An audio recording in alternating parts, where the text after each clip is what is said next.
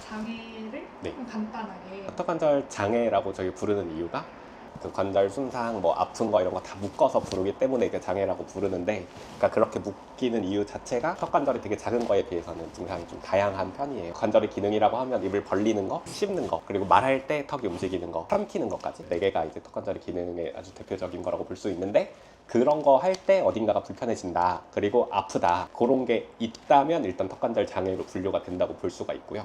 그 안에 아주 대표적으로는 근육통이 있을 수가 있고 관절통이 있을 수가 있고, 그 둘 다 없지만 관절 구조에 손상이 있을 수가 있고, 이 3가지가 제일 대표적인 경우라고 볼 수가 있습니다. 딱딱한 음식을 먹을 때 턱이 아프거나 힘들다고 하는 사람들이 많은데 일종의 턱관절 장애라고. 사실 달리기를 내가 많이 해서 다리 아픈 거는 그걸 병으로 보지 않기 때문에, 그 많이 써서 그냥 잠깐 피로해지고 통증이 올라온 거까지는 턱관절 장애로 분류하지는 않고요. 일상생활에 지장을 줄 정도로 크게 영향을 미칠 때 그걸 턱관절 장애라고 분류를 할 수가 있는데, 한 번 그런 게 아니라 자꾸 반복적으로 생긴다면 턱관절 장애를 의심해봐야 된다고 볼 수 있습니다. 네.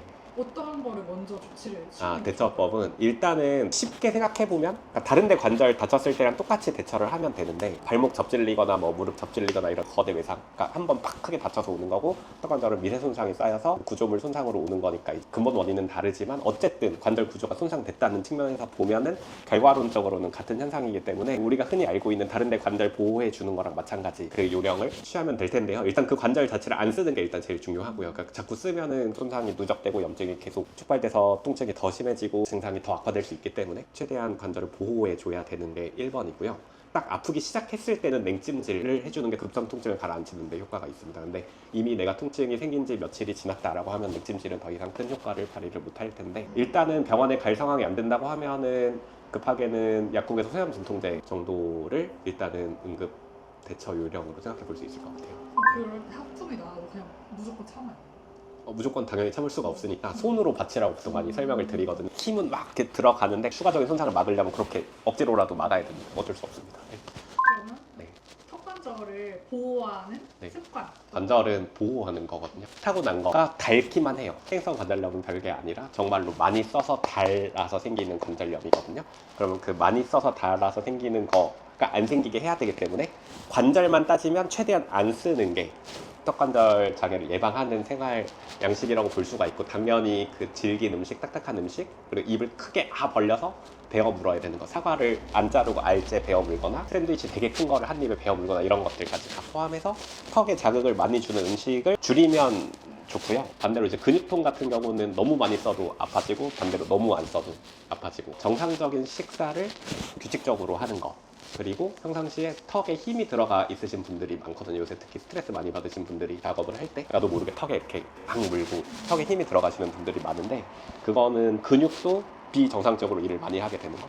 그러니까 예를 들어서 계속 하루 종일 서서 일하는 분들은 다리에 근육통이 생기는 것처럼, 하루 종일 일을 악물고 있는 분들은 더 근육통이 더 쉽게 오거든요. 그래서 그러니까 윗니 아랫니를 물지 않고 떨어뜨려 놓는 습관이 제일 중요하다고 볼 수 있어요. 스파에서 네. 해주시는 치료 같은 네. 건 어떤 치료를? 그래서 일단 첫 번째는 자세하게 검사를 해야 돼요. 지금 이제 어디가 손상된 거고, 통증은 어디에서 오는 거고, 환자분의 생활 습관을 기록하는 표도 있고요. 잠을 잘 못 자는 분들은 통증이 더 악화되기도 하고, 수면 중 이다리, 이악 물기 등이 턱관절을 유발하기도 하기 때문에 그런 거를 광범위하게 포함하는 검사를 해서 턱관절 장애가 지금 어느 정도고 원인은 뭐고 이런 거를 다 찾아 놓는 게 1번입니다. 그래서 진단이 되면은 뒤에는 되게 단순한데, 일단은 원인 요소를 제거하고 그런 생활 습관을 가질 수 있게 환자분들한테 설명을 자세히 드리고 교육을 하는 거. 그다음에 2번은 구조상에 어딘가에 손상이 있거나 실제로 염증이 있거나 하면 염증을 낮추는 약물요법이 필수적으로 들어가야 되고, 불편감이나 관절통을 해소하는 데는 물리치료가 병행이 돼서, 그래서 행동요법, 약물요법, 물리치료, 이 3가지는 기본적으로 대부분의 턱관절 장애 환자분들이 받게 되는 치료법이라고 할 수가 있고. 자세가 중요하다고 했어요. 네. 그냥 되게 단순한데요. 그러니까 목이랑 관절이 붙어 있잖아요. 그러니까 남는 근육들만 일을 하고 나머지는 쉬어야 되는데, 그러니까 목이 앞으로 내밀면 턱이 눌리면서 턱을 이제 뒤로 잡아당기는 이런 근육들이 같이 활성이 올라가야 되고, 이런 부분들이 턱 관절을 아프게 할 수가 있는 게 있고요.